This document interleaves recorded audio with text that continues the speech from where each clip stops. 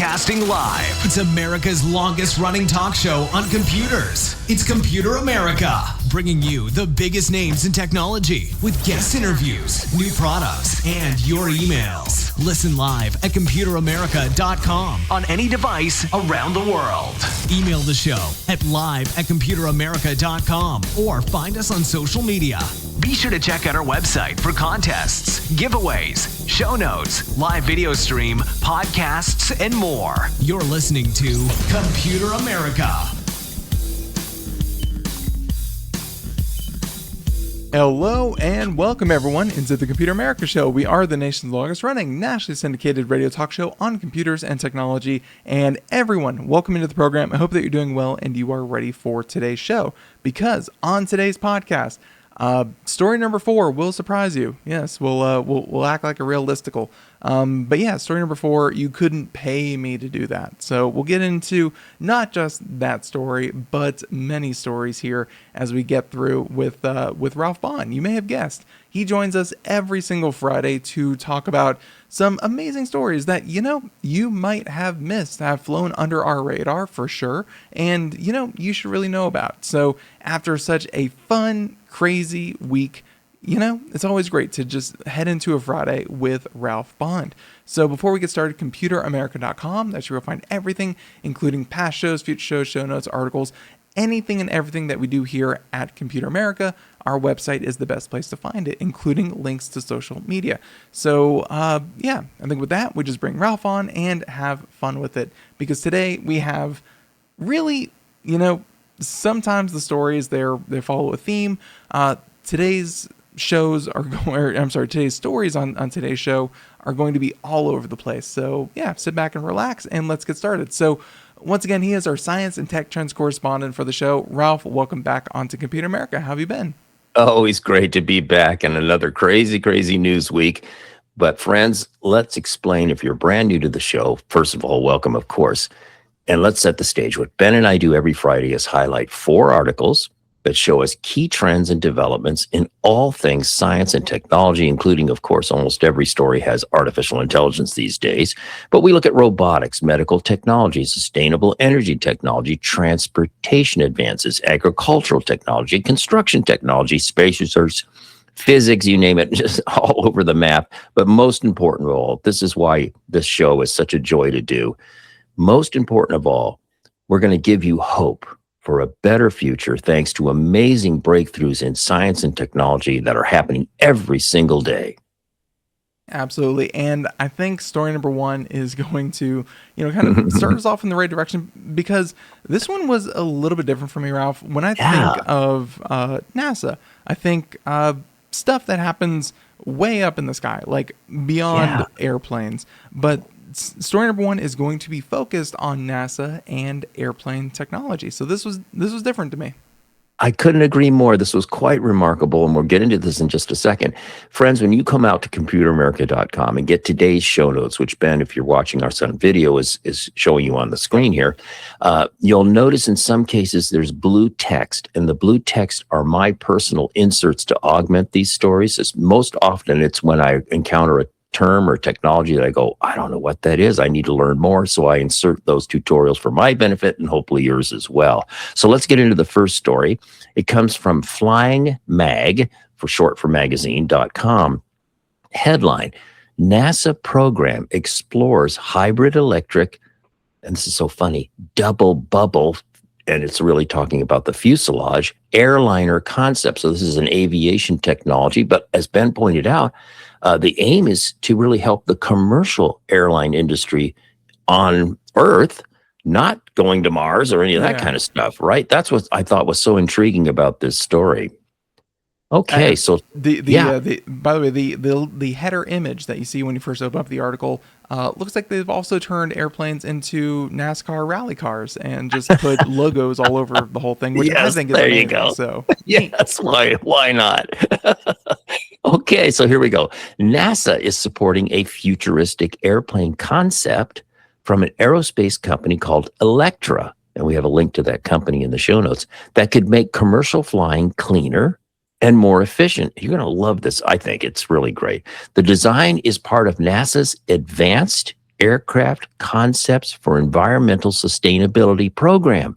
I went, what? I've never heard of this, which explores greener aircraft for the 2040s and beyond.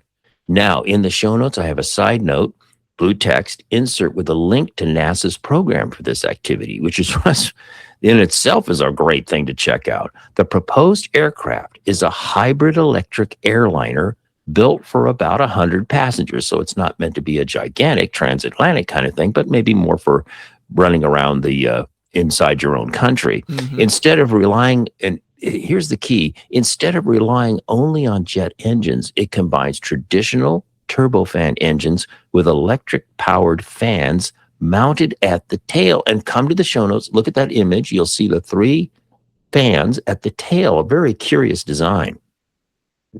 Yeah, it's something that you would see on, I think I've seen them on like more military kind of planes, much smaller planes, things that, I guess are much more maneuverable, but I'm sure the article is going to get into why those are, so cutting edge.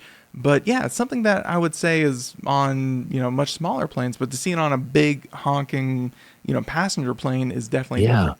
Yeah. And in fact, I'll segue just for a second. In past shows, we've talked about technology research for wings on commercial aircraft, where they're AI controlled and the wings can flex to respond to air conditions to increase efficiency. This brings in a whole other bag of efficiency technologies that are really, really interesting. And so what we're going to see in commercial airliners over time is the coming together of multiple technologies to increase efficiency, reduce fuel consumption, et cetera, et cetera. So this is what makes this story so interesting, because this is something, of course, I'm not an expert on everything. Of course not. The electrical tail fans use a method called boundary layer ingestion. What? If you're an aircraft technology geek, you work for Boeing or any of the number of worldwide companies, you probably go, well, of course, I know all about boundary layer ingestion. Everybody does. No, Ralph doesn't. Probably you don't. So we're going to explain this. As an airplane flies, a layer of slower moving turbulent air called the boundary layer forms over the rear of the fuselage. Normally, this distributed air simply creates drag. Now, Electra's concept, the company that NASA's working with, their concept places electric fans at the rear to suck in this slower moving air, the boundary layer, re-energize it by accelerating it rearward, and then produce useful thrust while reducing drag. So you reduce drag and turn it into useful thrust. Wow. Yeah. And, this seems a little bit like there was a conversation a couple years ago about, pickup trucks, and do you ride with the tail up or the tail gate up or down? And, they have different competing gas mileage benefits. And it's just this idea that, you do create this pocket of air and this extra drag, like you were just saying. Yeah. And it seems like, instead of, well, I guess on an airplane, you can't put the tailgate down, but they want to put fans there to actually utilize it and, make that drag a little useful. That makes sense. Yeah. If you can reduce drag and then turn it into propulsion, okay. What's wrong with that? That's great. In the show notes, folks, come to computeramerica.com, get the notes, a blue insert that'll define boundary layer ingestion in more detail. If you want to get into that, it's in the show notes. So going on here, one of the most unusual features, if what we've talked about already isn't unusual, one of the most unusual features of this proposed aircraft is its double bubble fuselage. I'm still not sure where double bubble comes in, but anyway, rather than a standard tube shape, cylindrical tube shape, the body is wider and shaped to create lift on its own, almost like part of the wing. Wow. And the image that's in the article really shows you this kind of flattened out so that the body of the plane also contributes to lift. This design improves aerodynamics and creates more interior space while keeping the aircraft about the size of today's narrow body jets. Why didn't they do this before? It seems like such an obvious thing. Isn't that remarkable? So my wife went on a binge a couple of months ago for like they call it like air disaster airline thing. Where they go and they dissect and really analyze old plane crashes, Ralph. That industry is so, not that they're against change, it's just they are so protective and careful about change. Well, that's fair. And the systems that go in are so complex. Like, Ralph, when Boeing makes the headlines lately, it's usually about, Boeing messed up. And watching some of these shows and seeing aircrafts today, it's like, how can they not mess up? They're so complex and they're so amazing. So I can see, new technology makes perfect sense. It's going to take some time to bring it to market for sure. Yeah, always. But having NASA as a collaborator gives kind of a scientific seal of credibility that could help advance this into the field. So going on here together, these technologies, so the body of the plane plus the fans at the back that talk about taking that slow air and turning it into propulsion and reduce drag. So all these technologies together could improve fuel efficiency by about 17% beyond what experts already expect by the year 2050. And you might say 17%, that's nice, but it's not. No, every drop of energy savings is worth it. And to wrap this up, and this is so indicative, friends, if you're new to the show, again, we look at things that are trends. We look at things that are early research in most cases. So here's the wrap up of this story. While still only a concept, the design shows how future airlines might cut emissions without completely reinventing airports or flight operations. That's a key point. Yeah, this company sounds so familiar, and I'm trying to, try to look it up. I want to say they were on the show talking about a technology a couple of years ago, their vertical takeoff and landing kind of taxi service that they were kind of working on. I want to say they came on the show and talked about that as well. So, the company's been around for a little bit, trying different technologies to really, they got their start trying to revolutionize air taxis, kind of air drones and vertical takeoff and landing things. But yeah, it looks like they're, kind of spreading out and, working on different air technologies. So it's always good to see, these companies really continuing on. Yeah. Yeah. Very cool. So there's story number one. And Ralph, as for when it comes, I'm sure eventually, 2050 is a long time out, but hey, it's seems like a really beneficial thing. And like you said, NASA is a huge feather in their cap. So cool. Exactly. Story number one. Story number two. Let's go ahead and scroll down here. And by the way, by the time that you hear this, the show notes will be up on the website, so you can actually read along with us and participate, kind of as we do it. But also, they're there. So just story number two. Let's talk about bridge repair, which at least here where I am and everywhere else I've ever been, anywhere along, let's be honest, anywhere along like the I-95 corridor, Ralph, repairing roads, repairing roads, they say it'll take about 2 years construction. And then here you are 12 years later and you're like, okay, this takes a while. Repairing roads and repairing bridges, more specifically in this article, pretty difficult, time consuming, expensive thing. Well, maybe story number two will have some benefits to this. Absolutely. I bet everyone listening to this show can relate to some bridge in their area that experts are saying needs to be replaced or significantly repaired. It's like, and that bridge got a D rating from the Highway Safety Administration. It's like, yeah. I'm up in the Portland, Oregon area, and Portland, there's the Columbia River and then the state of Washington. And there's a bridge that goes, over the river, and they're talking about having to replace that. And it's a huge project. It's going to cause tremendous transportation disruption, on and on and on. So this story is close to my world where I live as well. But let's get into this. This comes from good old MIT News, their website, Massachusetts Institute of Technology, of course. Headline, cold spray 3D printing technique proves effective for on-site bridge repair. Subhead, working with the Massachusetts Department of Transportation, researchers show bridge corrosion can be repaired on-site using additive manufacturing. Wow, there's so many layers to this headline alone that it's just, I couldn't resist. Pun intended. Additive manufacturing in layers. Good job, Ralph. Yes, yes. So let's set the stage here. Nearly half of the more than 623,000 bridges in the United States are showing signs of wear, and fixing them all could cost over $190 billion. Traditional bridge repair processes can be slow, expensive, and disruptive, often requiring lane closures or major reconstruction, as we just sort of alluded to. Researchers at MIT and the University of Massachusetts Amherst, there we go, have demonstrated a new way to repair aging steel bridges using a type of 3D printing called cold spray.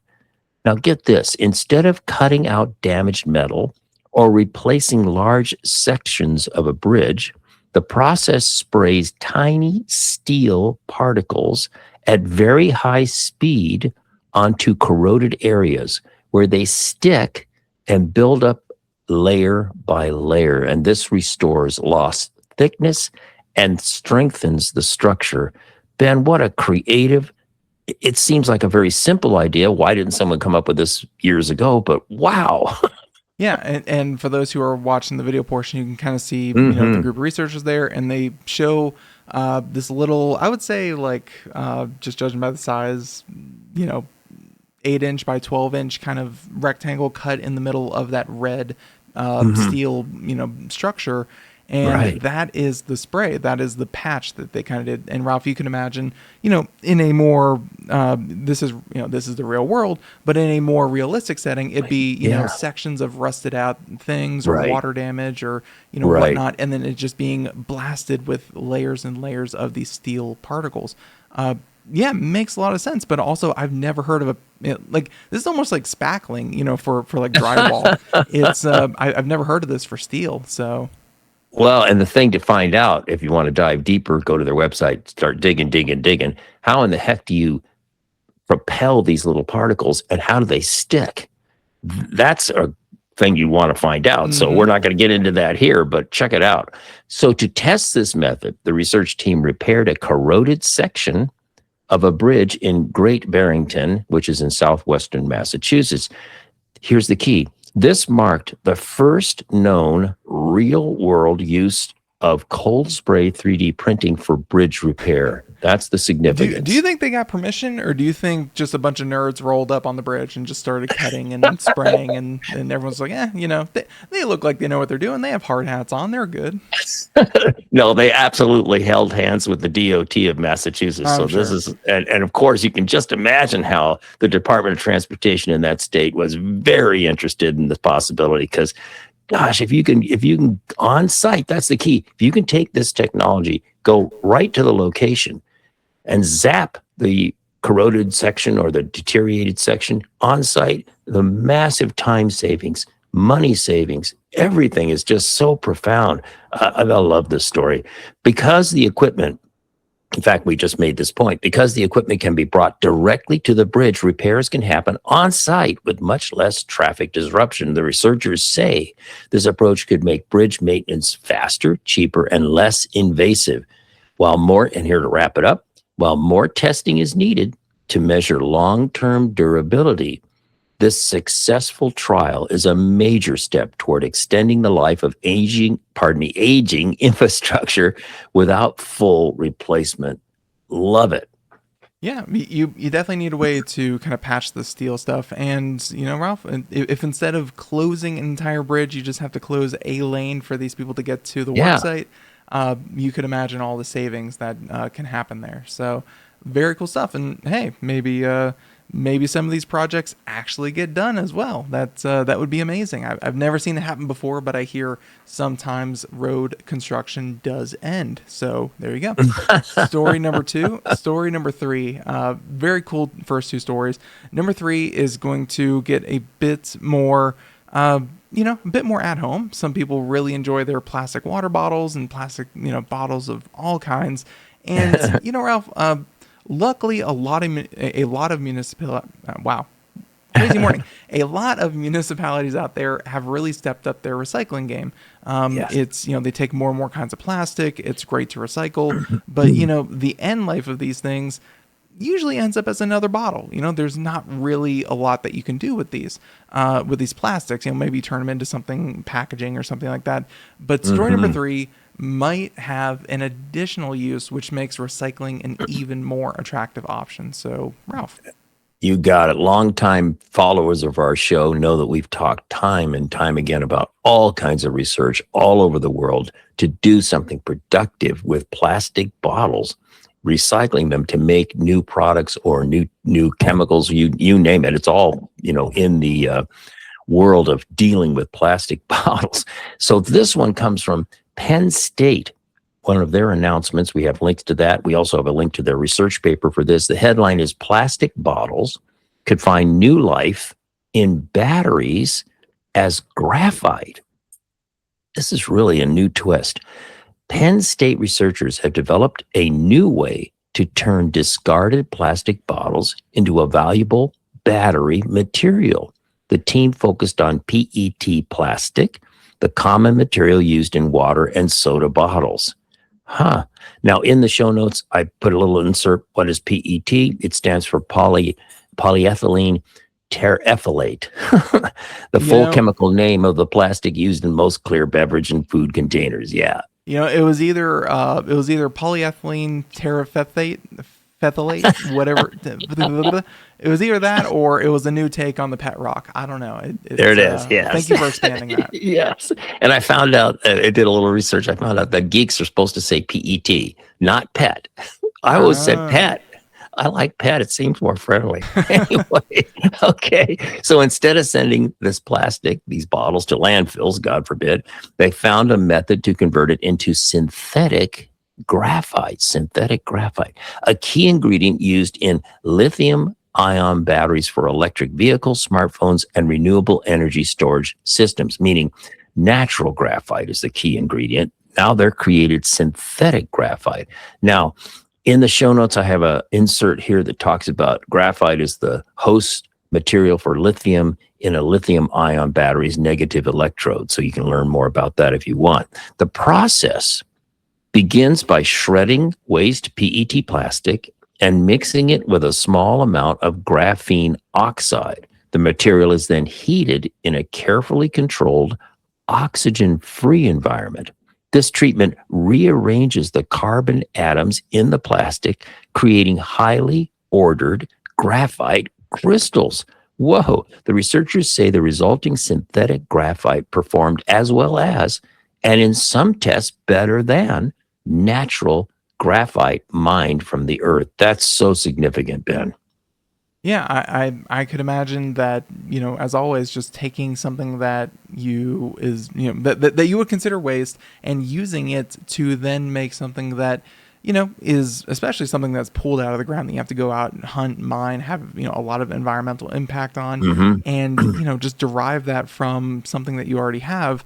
Huge benefits, not just for the environment, but just from an economic standpoint as well, ideally. Absolutely. Yeah, absolutely. And continuing on here, because battery demand is growing rapidly, finding new sources of graphite is becoming increasingly important. Now, in the show notes, blue text insert that talks about the volume of global natural graphite production and mining to give you the context and understanding of the significance of having synthetic graphite out of plastic bottles.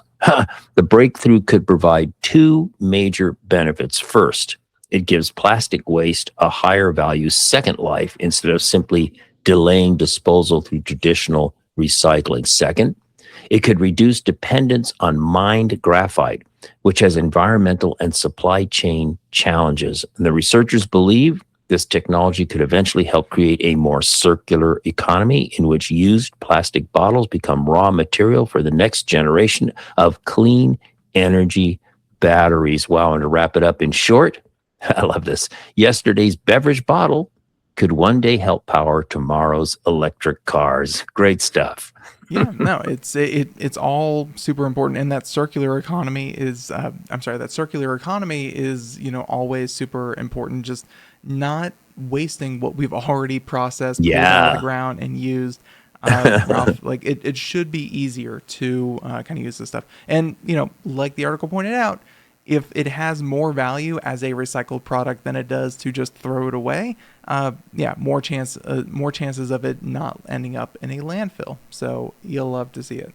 Great story number 3. Story number 4, and this is the one way at the beginning I said you couldn't pay me to do, because I've scrolling through Instagram and scrolling through social media, you see these robots that are, Ralph, just in the past couple of years they've they've really become more affordable. These kind of miniature humanoid robots that are like 4 feet tall. The knockoff kind of Boston Dynamic dogs that you've seen running around. Robots are kind of become, I wouldn't say mainstream, but they're becoming more common. And you see them, roundhouse kicking kids in the chest. You see them running over people. You see these robots really just freaking out in the middle of restaurants while they're doing a performance. You see these robots, but Ralph, at the same time, you're seeing more of these videos because robots are being used more in everyday situations, and it's just kind of the growing pains. And I joke, but at the same time, I know robots are getting more and more dexterous. They're getting more precise. And story number 4 speaks to my tongue-in-cheekness, but in reality, they're finding more and more uses in more and more places. So, Ralph, story number 4. Absolutely. And again, if you're new to the show, typically speaking, the 4th story we highlight is medical technology related. I couldn't resist this one. I think this is really terrific. It comes from the University of California, San Diego, their website. And there's a great video, too, that there's a link to that in the show notes. Headline: Surgeons use teleoperated humanoid robots to perform live surgery, a world first. So this is a twist. There's a lot of robotic surgery stuff going on today, but it usually involves dedicated large machines, not humanoid robots. That's the key here of what the folks at the University of California, San Diego have developed. So let's get into this. Researchers at the University of California, San Diego have achieved a world first. Humanoid robots have been used to perform live surgical procedures under the remote control of human surgeons. So this is that whole field of teleoperation where the surgeon is guiding a robot that might be thousands of miles away or across the ocean and that sort of thing. We've seen those sort of stories before, but this is a new twist where it's involving humanoid robots under the control of a surgeon. This demonstrates a possible future where human doctors can operate robotic surgeons from a distance, which again is not unique. It's just a new twist using these humanoids.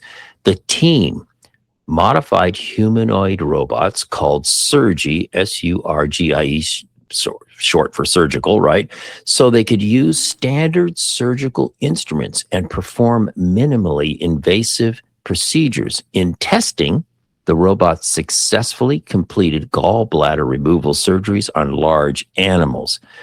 Now, in the show notes, I've inserted a pretty good amount of blue text information on the Surgie robots. They're kind of cool, but I will read this. Unlike the large, purpose-built surgical robots found in many hospitals today, such as the famous Da Vinci system, look that up if you're interested, Surgie, these little humanoid robots, is based on a commercially available Unitree G1 humanoid robot that was modified to use standard laparoscopic surgical instruments.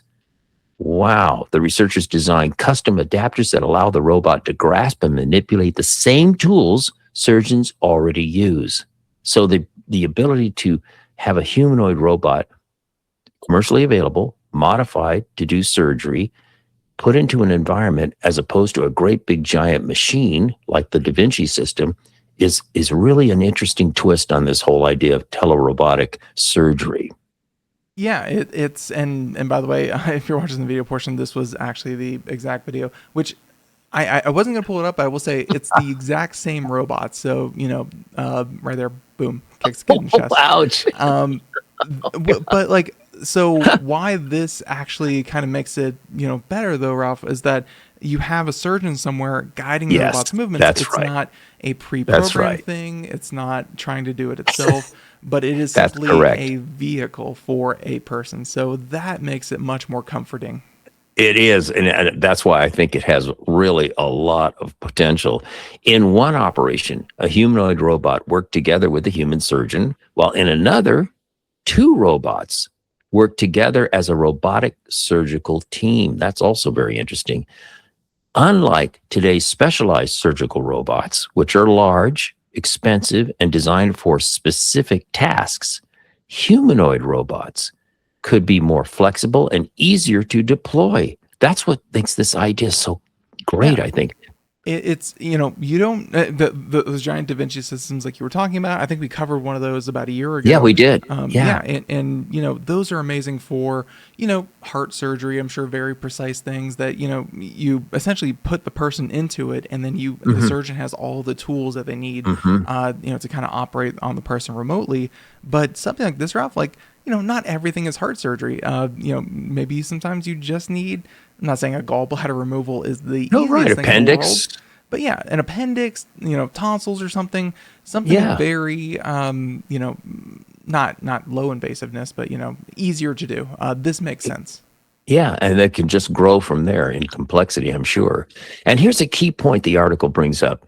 Because they have a human-like shape, the robots in this case, of course, they may be able to operate in existing hospitals without requiring major changes to operating rooms. This is the goal here. I love this. Researchers believe this could eventually allow expert surgeons to provide care remotely to patients in rural areas, military settings, disaster zones, or regions with limited medical resources. Wow. However, the technology is still in its early stages. That's indicative of what we do every Friday. We look at early research. The robots were not operating independently. Human surgeons controlled their movements remotely. Now, reality check. Challenges remain, including improving precision, reducing delays. That means the delay from the remote surgeon and the communication delay ultimately to the robot acting upon the direction of the surgeon. So challenges remain, including improving precision, reducing delays, increasing reliability, and proving that the systems are safe for human patients. So early research here, folks. But to wrap it up, this achievement represents an important step toward combining artificial intelligence, robotics, and human medical expertise, all working together as a team and implemented by humanoid robots. Love it. Yeah, no, the humanoid robot angle, that is why, whether it be a warehouse worker, whether it be a surgeon, whether it be so many things, a household assistant, there's a reason robotics and humanoid robotics are such front and center, is because the world is set up for humans. So if you make them humanoid shaped, then they are much more versatile. It makes a lot of sense. So very cool stuff. And again, the Unitree thing, Ralph, I'm glad that you included, that some specifications in the blue text about these. Yeah, right. Like $20,000 is not a lot of money when you're talking about potentially sending something into a disaster zone, a military zone, and being able to save lives. That's Doctors Without Borders made a whole organization about it. And if they can do their work much safer, much more efficiently, and much more quickly, hey, it's, the possibilities are really endless there. So amazing story number 4, Ralph. Great one to wrap up for the show. But ladies and gentlemen, if you have been following along, if you've been looking, you may notice there's a few more stories. You're like, hey, Ken, Ralph, you're not done. Get back to it. Well, to keep the show more condensed, easier to listen to, we try to keep it to 4 shows, but Ralph finds so much good news. Yes, there's so much good news out there that he includes 4 additional stories that if you come on out to Computer America, you can scroll down to the bottom and you can see these stories, but we'll at least give you the headlines so you know what to look for. So, Ralph. Yeah. Ben and I call these honorable mentions because, again, we don't have time to dig into each one, but we have all the information for you. First one comes from the University of Colorado, Boulder. Headline: a seaweed-based ingredient can help turn dirt into 3D printed walls. This is construction technology related. A very curious image in the show notes. I I don't expect know. nothing less from the hippies in Boulder. It's good Yeah, for them. that's pretty funny looking structure. Let's call it that, but still a cool technology idea. Next one comes from Tom's Hardware. Headline: New 3D printer technology uses elliptical laser beams to stir molten metal and create alloys on demand. Subhead: existing machinery can implement technique in software, meaning for more convenient, stronger alloy printing. A very geeky story, but really, I think, very interesting. Next one comes from livescience.com. Headline: Clean hydrogen created from plastic waste. There's good old plastic waste again, right? Clean hydrogen created from plastic waste using battery acid from old cars and solar power. Researchers turned hard to recycle plastic into hydrogen using battery acid. This circular upcycling system tackles multiple problematic waste streams at once, the scientists claim. Wow, check that out. This is really cool. Very clever stuff. Yeah, ladies and gentlemen, you can stop throwing your car batteries into the ocean. It's Yes. You have a new use for it. So there you go. Yes, yeah, pretty cool. And our last honorable mention of 4 comes from phys.org. That's short for physics.org. Headline: A new light-based sensor could help make ultra-sensitive disease testing more portable. Very geeky medical technology, but a great way to wrap up today's show. Hey, who knows? Maybe your local CDC representative will be able to finally work from home. So that's good. Good stuff. It's all these stories, Ralph. They all deserve even more attention than we gave them. And ladies and gentlemen, Ralph, as always, includes the highlights, but there's always more information from these researchers that you should know about. So you can go on out to Computer America, find today's show notes, and you can find the links with more information. And of course, the research articles too, if you are even geekier than that. But Ralph, I want to thank you so much for putting this together. As always, everyone out there, I want to thank you so much for tuning in. Have a great weekend. Do something fun. See the Odyssey. Do something else. Hey, everyone, we'll catch you next time. Bye, everyone.